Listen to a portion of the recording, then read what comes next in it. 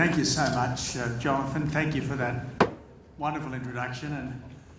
And if you watch what's been happening in London, you'd think that leaving the EU is as difficult as bringing peace to the Middle East. But it shouldn't be that hard. As anyone who's ever been in a negotiation would know, if you are not prepared to walk away, it's not a negotiation, it's a surrender. And that's the problem. Britain has not been prepared to walk away. But look, it's a very long flight from Australia to Israel. It's longer than it should be because not enough people allow flights directly into Tel Aviv. But when you're on a plane for more than 20 hours, you haven't got a lot to do. And I have to say, I have spent quite some time writing a speech. I hate writing speeches. I hate even more reading speeches. But nevertheless, I've poured my heart and my soul into this. So I hope you'll forgive me if at times I am a little stilted. But I do have a particular message at the end, precisely on the subject of this conference, and it'll be absolutely from the heart. Now, my first task is to thank Shurat HaDin for the chance to speak to this conference, and to thank you for the work you do to keep Israel and the wider world safe from terrorism, and safe from the moral double standards that excuse terrorism. Now, as you know, terrorism needs sanctuaries to survive. These can be the rogue nations or the safe houses that our military and our security forces deal with.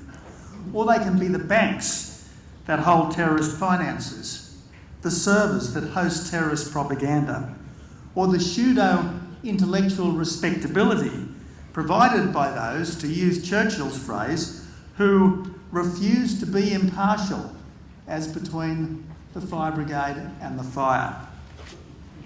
These are the people you go after, and we are the safer for it. Now, I have to say that at different times in this conference, and just a moment ago, you've been good enough to praise me as a great friend of Israel and of the Jewish people, and I thank you. But for me, this has always come quite naturally. Now, no one is perfect. Australians aren't perfect, Catholics aren't perfect, members of Parliament certainly aren't perfect, and Jewish people, I'm sure, aren't either. But what, I ask, is not to admire in a people who are family-minded, hard-working, education-conscious, and artistically and commercially creative, way beyond the average, and you've had to be, to survive millennia of persecution. And what's not to respect in the only country in the Middle East which is a functioning, liberal, pluralist democracy? And sure, like every other government, the government of Israel sometimes makes mistakes, even grievous ones. And the leaders of Israel sometimes get it wrong, even badly. That's why arguments rage and governments change, and leaders sometimes even go to jail here, which is as it should be in any decent country that wants to learn from its mistakes and do better next time. And given the unique horrors that Jewish people have been through within living memory, what is there not to accept in a state that is dedicated to the survival and flourishing of such a remarkable faith and a remarkable people? And once established, why shouldn't this state of Israel, have the same right and duty to protect its own and to keep its character and to preserve the best traditions as any other country on earth? So I seek no credit whatsoever for respecting the Jewish people and for supporting the state of Israel, because to me it's as automatic as admiring the true, the beautiful and the good.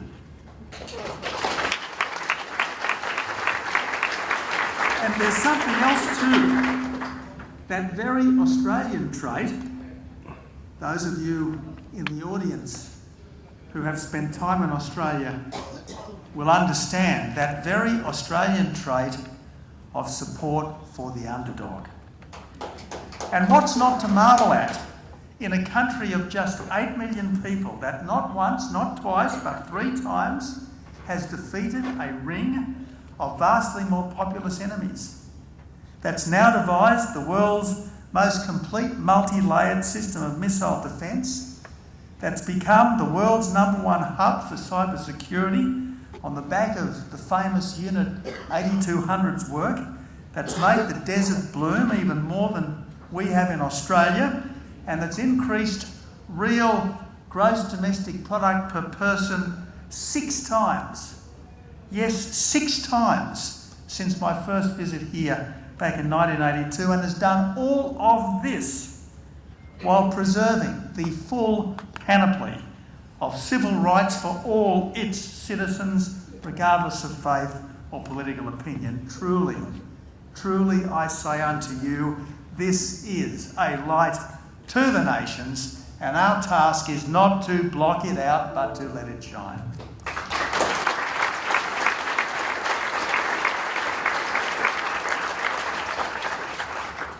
You are a people of all people and a country of all countries to be emulated, not envied. And yet, we are all tempted to resent that which reminds us of what we should be but are not.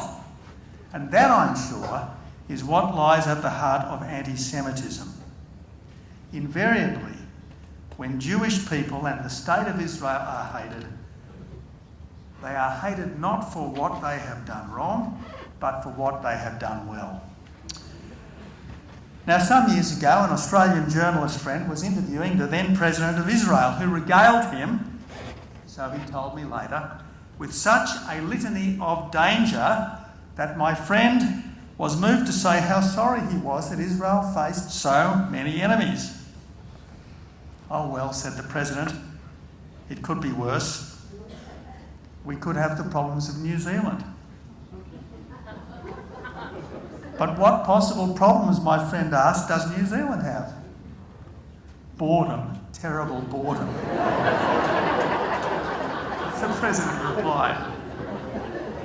Now yes, all countries have competitors and some countries have enemies, but Israel is one of the very few countries in the world to face existential threats, from Hezbollah, from Hamas, and from Iran, just to name the most obvious. But the upside of this downside is that it gives Israel a seriousness and its people a sense of mission and purpose that many countries lack. Apart from getting a job, buying a house, starting a family, and perhaps repaying their student debt, most young Israelis, I suspect, unlike young people elsewhere, have to think long and hard about their country's security and prosperity. After all, ultra-Orthodox and Israeli Arabs aside, they all have to serve in the armed forces full-time for 2 or 3 years, and then in the reserves for years afterwards, precisely because very few of Israel's neighbours officially accept its right to exist, despite the much closer unofficial ties that it now has with many of them. By contrast, apart from the same issues that everyone the world over has to grapple with, for young Australians, for my young constituents, the big challenge seems to be, wait for it, climate change. Now, you might be surprised to know that a new study just released this very day shows that Australians think that climate change is our greatest threat.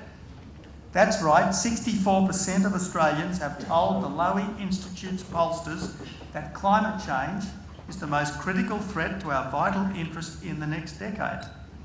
Or maybe you're not surprised, because maybe the climate cult has taken hold here, because there are few passions in Sydney, London or New York that don't find their echoes in Israel. Still, I suspect that most Israelis might yet have more urgent worries than how weather patterns could be changing. Now, I would be the first to concede that we only have one planet and a duty to hand it to our children and grandchildren in reasonable shape. and I accept that we should try to reduce carbon dioxide emissions as far as reasonably possible, given the science that all other things being equal, an increase in atmospheric carbon dioxide would warm the planet. But given that sunspot activity and oscillations of the Earth's orbit also impact climate, and given that there's been modest observed climate change over the past century of rising emissions, it's hard to regard the increase in atmospheric carbon dioxide from 300 to 400 parts per million as catastrophic, or to be too anxious about the prospect that it could continue to rise as countries such as China and India bring more of their people from the third world to the middle class.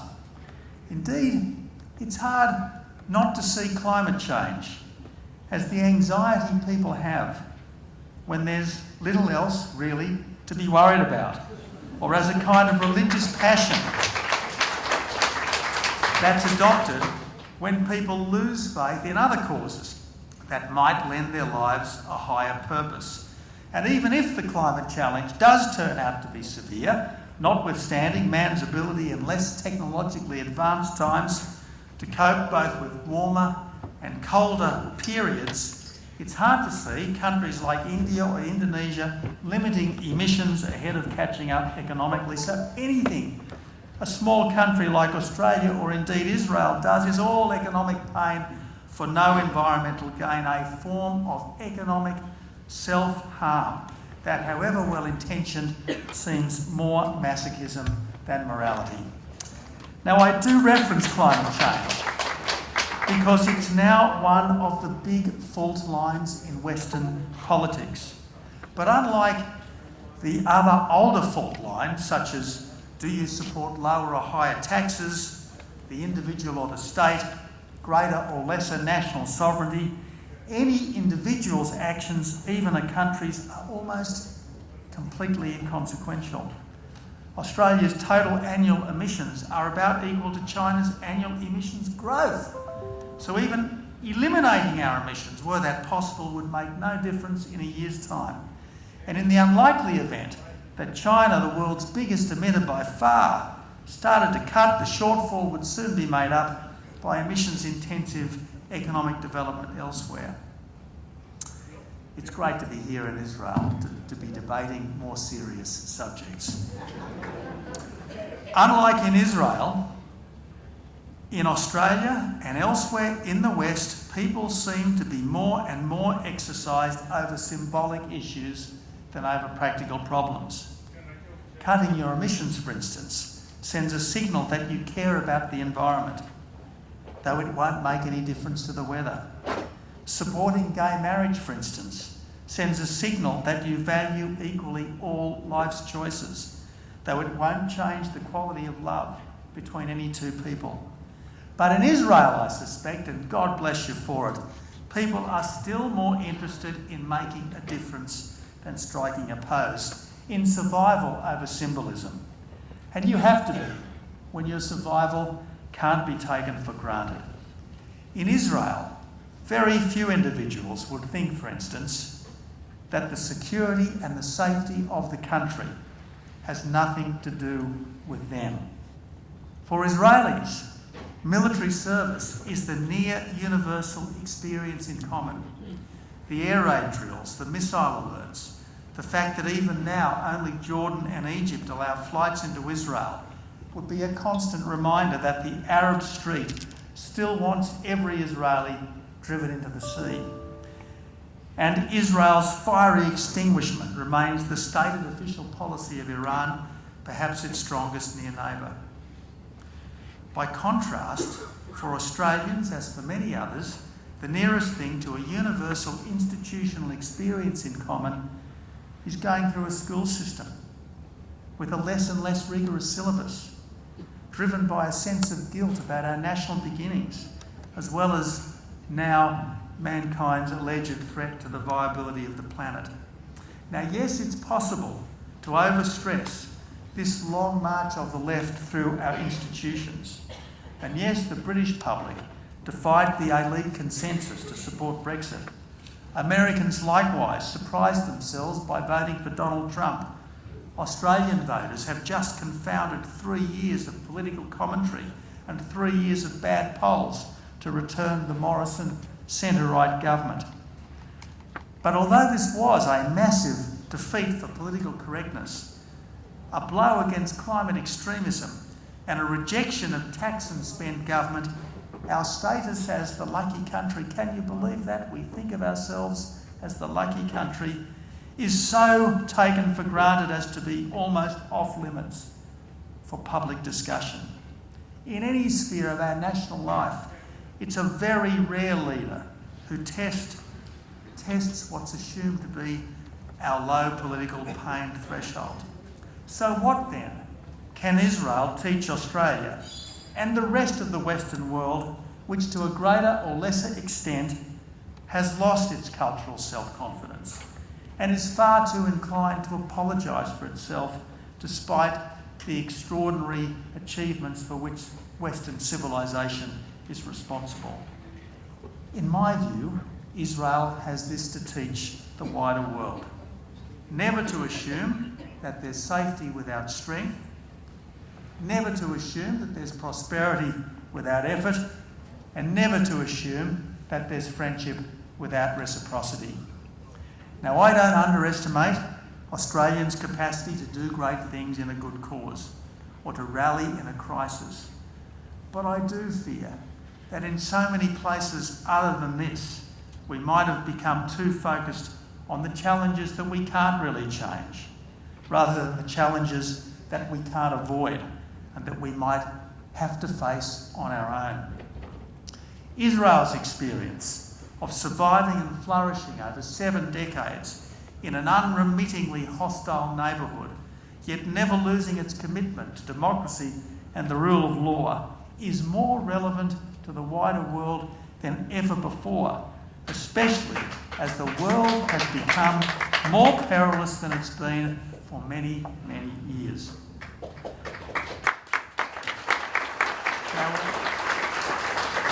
Now, although it's to a minimal extent compared to Israel, Australia too is threatened by people who think that death to the infidel is somehow God's command. So far for us, unlike for you, terrorism has been a matter of just pistols and knives. But even if it gets worse, no worse than this locally, there's the impact on us and on the wider world of Islamist terrorism elsewhere, such as the Islamic State death cult that would have gloried in nuking an infidel city if it could. As Israelis are only too well aware, there's the humanitarian disaster in Syria, and there's the potential economic dislocation that could be caused by shipping attacks in the Persian Gulf, fuelled by old rivalry between the national champions of Sunni and Shia Islam. Further afield, there's the growing strategic competition between the United States and China, which, unlike the old Soviet Union, has a really formidable economy to sustain its accelerating military strength. With the risk that an attempt to reincorporate Taiwan by force, if it doesn't lead to war between superpowers, would trigger the fiercest arms race the world has seen as the American alliance system in Asia disintegrated. There's Russia's undeclared proxy war in the Ukraine and increasing belligerence against all its neighbours. There's an utterly ruthless and possibly irrational dictator in North Korea with nuclear weapons and the ability to destroy Seoul in an afternoon with artillery fire. Looking at how some key leaders are conducting themselves, it's hard not to fear a global cold peace with a new emperor in Beijing, a new Tsar in Moscow, and a new Sultan in Istanbul. Changes completely at odds with the so common assumption not long ago that the world was inexorably evolving towards liberal democracy under the rule of law. And how can the West respond effectively to any of these developments unless our faith in ourselves and our confidence in our values exceeds that of our challenges? How can we? As is screamingly obvious from all the hand-wringing over Syria and Iran, there are spectator countries that have opinions, and there are serious countries that make decisions and then act on them. And our challenge is to be part of the serious countries. As the world's 13th largest economy and with some global military reach, Australia is one of the more serious countries, or at least has the capacity to be. In my time, I like to think that our willingness to arm the Kurds, to train the Iraqis, and to bomb Islamic State helped President Obama's resolve, given his insistence that America could no longer be the world's policeman on its own. And without underestimating the much greater difficulties that European countries have controlling their borders and stopping what could easily become a form of peaceful invasion, my government's turning around illegal migrant boats and sending people back to Indonesia on unsinkable lifeboats if necessary did have lessons for the wider world. In a modest way, as Prime Minister, I tried to make Australia a more significant partner for other countries with mutual interests or with shared values. We made a massive effort to find Malaysian Airlines flight MH370 with more than 150 Chinese on board that was lost in Australia's search and rescue zone, scouring the Indian Ocean for weeks with more than a dozen ships and planes. We called out Russia for shooting down MH17, murdering 298 innocent people, including about 40 Australians. But I have to say, what only dawned on me slowly and after coming into office was the extent to which a country's freedom of manoeuvre, a decade or two hence, crucially depends on the decisions and the indecisions of government now. That's why I regret that my government never properly considered nuclear-powered submarines, as they turned out to be the only off-the-shelf option for the type of strategic deterrent that Australia needs, because Australia, no less than Israel, must be able to inflict unacceptable damage on any adversary. I'm sorry that successive Australian governments, including mine, although we did repeal the carbon tax, failed to anticipate the extent to which climate policy was jeopardising energy security. And notwithstanding tax reform and federation reform white papers that were subsequently scrapped, there was more that we could have done to shake the complacency that you can be prosperous and secure tomorrow without economic reform today. But it's always in the nature of public life that there's more you could or should have done, if only your knowledge was better or your circumstances different. For me, the Australian government's re-election last month was far more important than the result in my own seat, because it meant that the government first elected in 2013 will no longer be seen as a failure. It meant that our dismal decade of revolving door Prime Ministers should be at an end. And under Scott Morrison, our Prime Minister, everything will be about the right things, making us more prosperous and more secure, keeping our economy strong, our country safe and our people together, as he often puts it. Our Prime Minister seems to be developing John Howard's gift of doing what's right and necessary for the country without exceeding what voters in a democracy will accept. In any event, and here's the good news for Israel in the recent election, it's got to be wonderful to have another national leader, apart from President Trump, who's begun the process of moving our embassy to Jerusalem.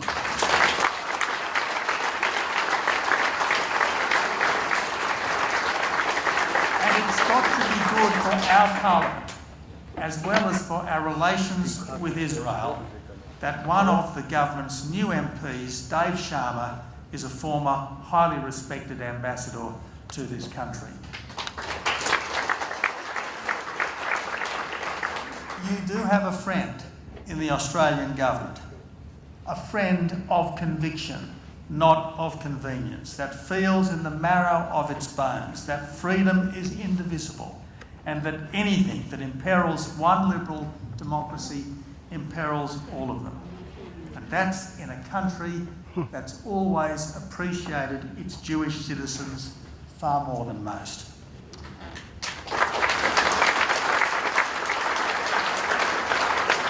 Apart from Israel itself, Australia is the world's only country that's had a Jewish army commander, Sir John Monash, a Jewish Chief Justice, Sir Isaac Isaacs, and a Jewish head of state, Governor General Sir Zelman Cowen. As I'm sure you know, it was the charge of the Australian Light Horse that secured the British victory at Beersheba that triggered the Balfour Declaration. And it was the defeat of the pro-Nazi Vichy French in Lebanon, largely by Australians, that helped to safeguard the Jewish settlements in the mandated territories. Now, Australia and Israel, we're not neighbours, we're not big economic partners, we're not formal military allies, and we can't always even speak each other's language. But we still feel like family. Australians don't have to be Jewish to feel at home here, because the same spirit has shaped us, the same ideals matter to us. Abraham and Moses are all our fathers in faith, and we are willing you to succeed, because when you do, the world seems better and brighter and fairer. Now, thank you so much. It's been wonderful to be here.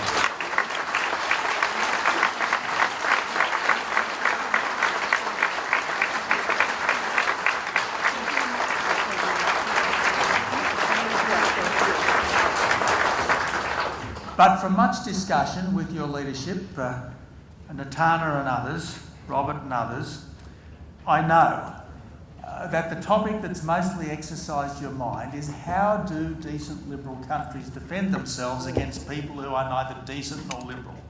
How is it done?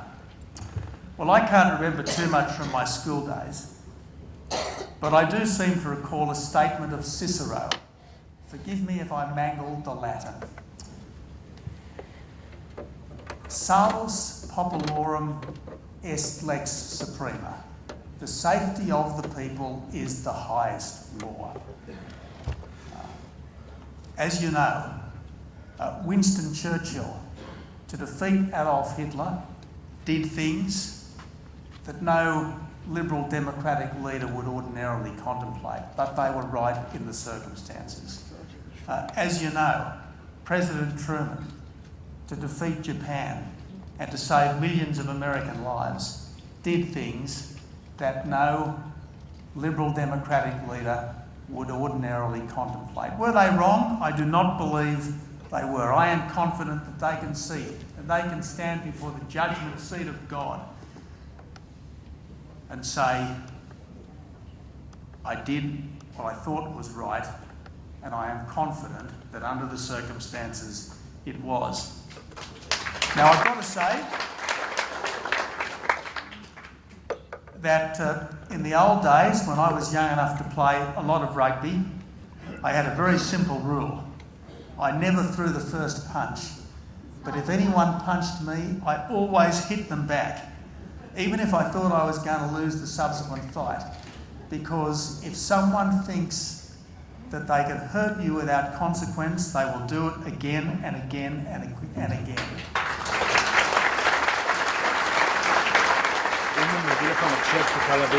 Israel is respected in a way that almost no country anywhere in the world is respected.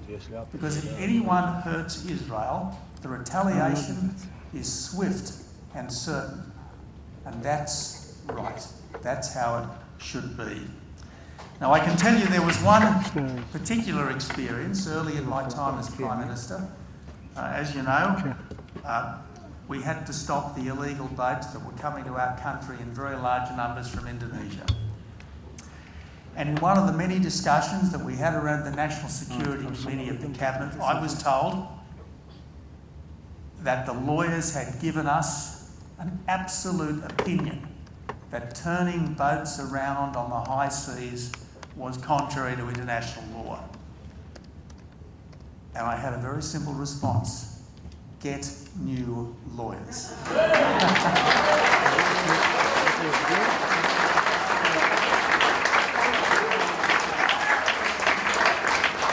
I say this with all respect to lawyers, particularly the distinguished lawyer who introduced me earlier. You can always get the right legal opinion if you search long enough and hard enough.